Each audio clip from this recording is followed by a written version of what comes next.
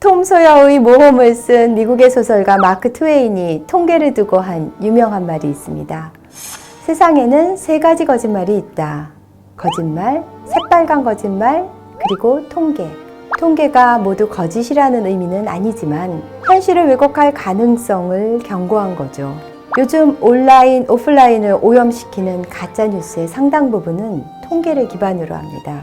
아무래도 통계 수치를 동원하면 주장의 신뢰성이 높아 보이기 때문에 황당한 주장일수록 통계가 합리화의 도구로 등장하는 건데요. 그래서 오늘은 몇 가지 통계 상식을 알아보겠습니다. 세 쌍 중 한 쌍 부부가 이혼이라는 자막을 보면 고개를 갸우뚱하게 되죠. 주변에 이혼하는 부부가 많기는 해도 설마 세 쌍 중 한 쌍까지 되기야 할까 싶어서요. 이혼율을 계산하는 여러 방법 중 단순하게 결혼 건수분의 이혼 건수로 구할 수 있습니다. 이 방법에 따르면 2017년의 이혼율은 40%가 넘습니다. 26만 4,455쌍이 결혼하고 10만 6,032쌍이 이혼했기 때문에 이혼 건수를 결혼 건수로 나누면 40%가 되는 거죠. 그런데 조금만 생각해보면 이 방식에 허점이 보입니다. 2017년에 이혼한 부부가 모두 그 해에 결혼한 게 아니라 이전 수십 년에 걸쳐 결혼한 부부들이 몽땅 포함되기 때문에요. 유시민 노무현 재단 이사장의 팟캐스트 알릴레오, 저랑 같은 날 시작했는데 거긴 70만 구독자를 자랑하죠. 고칠레오 3화에서 비슷한 주제를 다뤘습니다.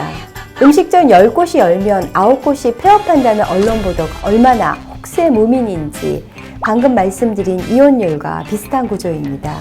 폐업하는 음식점은 전체 음식점에서 문을 닫는 거니까 특정 연도에 개업한 음식점과 폐업한 음식점의 비를 구하는 건 온당치 않은 거죠.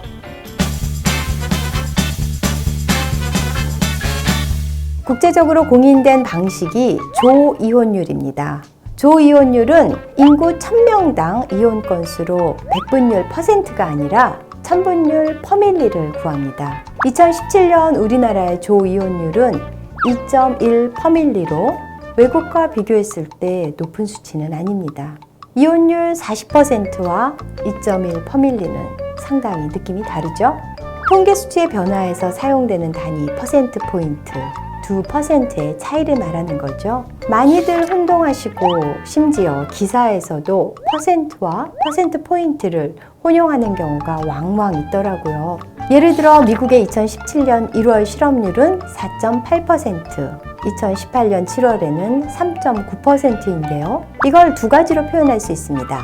첫째, 4.8과 3.9의 차이는 0.9니까 실업률이 0.9%포인트 하락했다. 둘째, 4.8에서 그 차이인 0.9가 차지하는 비율은 19%니까 실업률이 19% 하락했다. 실업률이 19% 줄었다고 하면 미국 경기가 잘 나가고 있어 실업자가 현격하게 줄고 있구나. 0.9%포인트 감소라고 하면 그냥 변화가 미미하구나. 하늘과 땅 차이죠.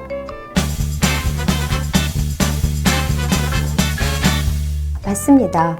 2015학년도 수능의 최대 기여는 전 국민에게 %와 %포인트의 차이를 가르쳐 준 거다라는 말도 있었죠. 그 문제 보시겠습니다.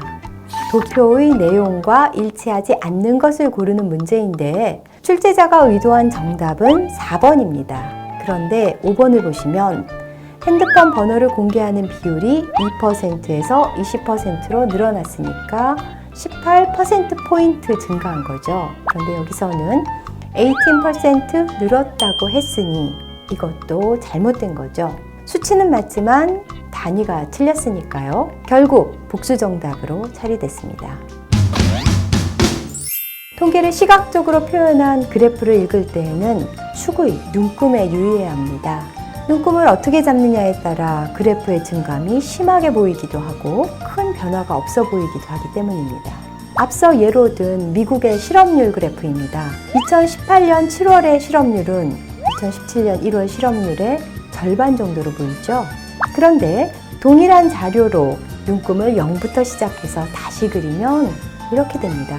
변화가 매우 미미한 것으로 보이죠? 그리고 그래프 중간에 눈금을 생략할 때 원칙적으로는 물결선을 넣어야 합니다. 앞으로 통계를 접하실 때에는 경계심을 늦추면 안 되는 거 잘 아시죠? 재밌는 주제로 다시 돌아오겠습니다. Coming soon!